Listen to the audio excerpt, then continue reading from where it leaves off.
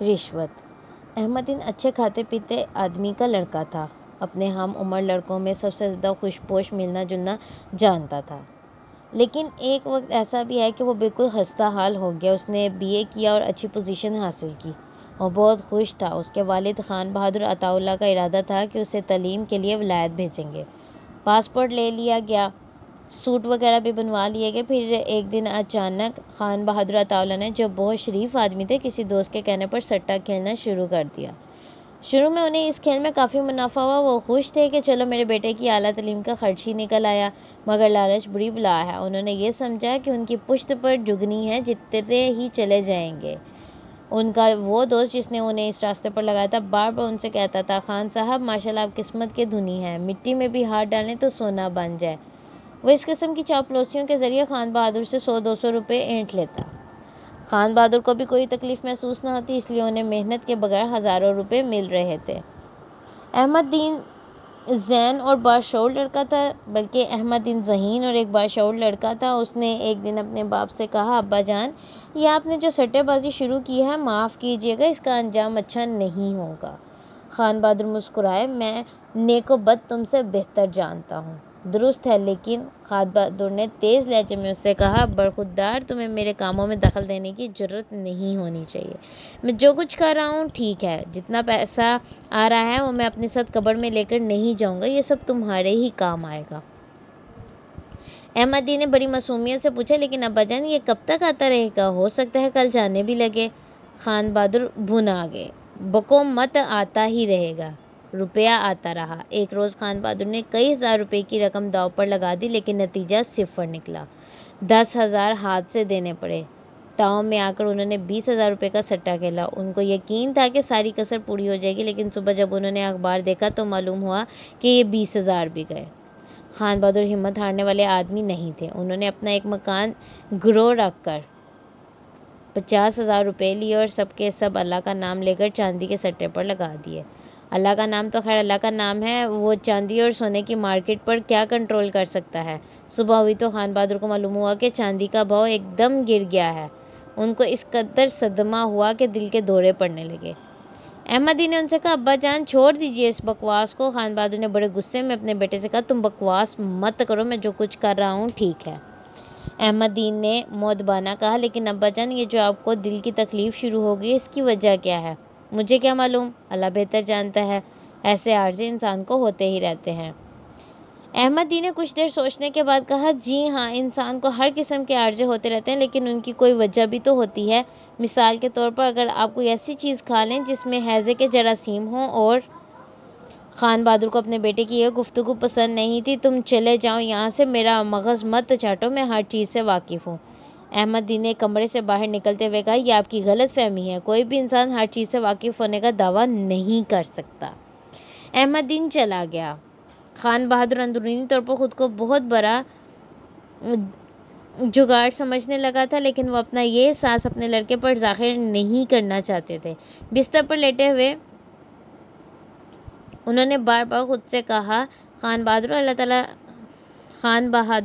عطاءاللہ، تم خان بہادر بنے پھرتے ہو، لیکن اصل میں تم اول درجے کے بے وقوف ہو۔ تم اپنے بیٹے کی بات پر کان کیوں نہیں دھرتے، جبکہ تم جانتے ہو کہ وہ جو کہہ رہا ہے صحیح کہہ رہا ہے۔ جتنا روپے تم نے حاصل کیا تھا اس سے دگنا تم ضائع کر چکے ہو، کیا یہ درست ہے؟ خان بہادر جھنجھلا گئے اور بڑبڑانے لگے، سب درست ہے، سب درست ہے، ایک میں ہی غلط ہوں، لیکن میرا غلط ہونا ہی صحیح ثابت ہوگا۔ بعض اوقات غلطیاں بھی صحت کا سامان مہیا کرتی ہیں۔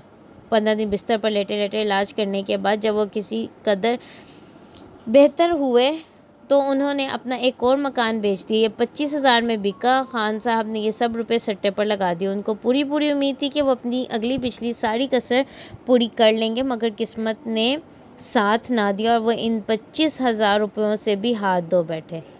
احمد دین پیچھے تاب کھا کے رہ گیا۔ اس کی سمجھ میں نہیں آتا تھا کہ اپنے باپ کو کس طرح سمجھائے، وہ اس کی کوئی بات سنتے ہی نہیں تھے۔ احمد دین نے آخری کوشش کی اور ایک دن جب اس کا باپ اپنے کمرے میں حقہ پی رہا تھا اور معلوم نہیں کس سوچ میں غرق تھا کہ اس نے ڈرتے ڈرتے مخاطب کرتے ہوئے اپنے باپ سے کہا، ابا جی۔ خان بہادر صاحب سوچ میں اس قدر غرق تھے انہوں نے اپنے بیٹے کی آواز ہی نہ سنی۔ احمد دین نے آواز ذرا بلند کی، ابا جی، ابا جی۔ خان بہادر چونکے، کیا ہے؟ احمد دین کانپ گیا۔ کچھ نہیں ابا جی، مجھے آپ سے ایک بات کہنا تھی۔ خان بہادر نے ہوکے کی نری اپنے منہ سے جدا کی۔ کہو کیا کہنا ہے؟ احمد دین نے بڑی لجاجت سے کہا، مجھے یہ عرض کرنا تھا، آپ سے یہ درخواست کرنا تھی کہ آپ سٹا کھیلنا بند کر دیں۔ حقے کا ایک زور کا کش لے کر وہ احمد دین پر برس پڑے۔ تم کون ہوتے ہو مجھے نصیحت کرنے والے؟ میں جانوں میرا کام جانے، کیا اب تک تمہارے ہی مشورے سے میں سارے کام کرتا رہوں گا؟ دیکھو میں تم سے کہہ دیتا ہوں کہ آئندہ میرے معاملے میں کبھی دخل دیا یا دینے کی کوشش کی تو مجھ پر گستاخی ہرگز پسند نہیں سمجھی جائے گی، یعنی تمہاری یہ گستاخی ذرا بھی برداشت نہیں کروں گا۔ احمد دین کی گردن جھکی ہوئی تھی۔ جی میں سمجھ گیا، یہ کہہ کر وہ اپنے باپ کے کمرے سے نکل گیا۔ سٹے کی لت شراب کی عادت سے بھی کہیں زیادہ بری ہوتی ہے۔ خان بہادر اس میں کچھ ایسے گرفتار ہوئے کہ چھٹکارے کی کوئی صورت ہی نظر نہیں آتی تھی۔ جتنی غیر منقولہ جائیداد تھی سب کی سب اس خطرناک کھیل کی نظر ہو گئی۔ مرحوم بیوی کے زیور بھی گئے اور نتیجہ اس کا یہ نکلا کہ ان کے دل کے عارضے نے کچھ ایسی شکل اختیار کر لی کہ وہ ایک روز صبح سویرے غسل خانے میں داخل ہوتے ہی دم سے گرے اور ایک سیکنڈ کے اندر دم توڑ گئے۔ احمد دین کو ظاہر ہے اپنے باپ کی وفات کا بہت صدمہ پہنچا۔ وہ کئی دن نہ ڈال رہا، اس کی سمجھ میں نہیں آتا تھا کہ کیا کرے۔ BA پاس تھا، اعلیٰ تعلیم حاصل کرنے کے خواب دیکھ رہا تھا، مگر اب سارا نقشہ ہی بدل گیا تھا۔ اس کے باپ نے ایک پھوٹی کوڑی بھی اس کے لیے نہیں چھوڑی تھی۔ مکان جس میں وہ تنہا رہتا تھا، یہاں سے بھی اسے کچھ عرصے بعد نکلنا پڑا۔ گھر کی مختلف چیزیں بیچ کر اس نے 400-500 روپے جمع کیے اور ایک غلیظ محلے میں کمرہ کرائے پر لے لیا، مگر 500 روپے تک اس کا ساتھ دے سکتے تھے۔ یعنی وہ 500 روپے کب تک اس کا ساتھ دے سکتے تھے؟ زیادہ سے زیادہ 1 برس تک۔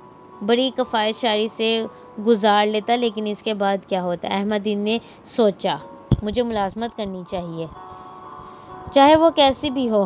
50-60 روپے ماہوار مل جائیں تو گزارا ہو جائے گا۔ اس کی ماں کو مرے اتنے ہی برس ہو گئے تھے جتنے اس کو جیتے جی۔ احمد دین نے حالانکہ اس کی شکل تک نہیں دیکھی تھی اور نہ اس کو اس کا دودھ نصیب ہوا تھا، پھر بھی وہ اس کو یاد کر کے آنسو بہاتا رہتا۔ احمد دین نے ملازمت حاصل کرنے کی انتہائی کوشش کی، مگر کامیابی نہ ہوئی۔ اتنے بے روزگار اور بیکار آدمی تھے کہ وہ خود کو اس بے روزگاری اور بیکاری کے سمندر میں ایک قطرہ سمجھتا تھا۔ اس احساس کے باوجود اس نے ہمت نہ ہاری اور اپنی تگدو جاری رکھی۔ بہت دنوں بعد اسے معلوم ہوا کہ اگر کسی افسر کی مٹھی گرم کی جائے تو ملازمت ملنے کا امکان پیدا ہو سکتا ہے، لیکن یہ مٹھی گرم کرنے کا مسئلہ کہاں سے لاتا یا یہ مسئلہ کیسے حل کرتا؟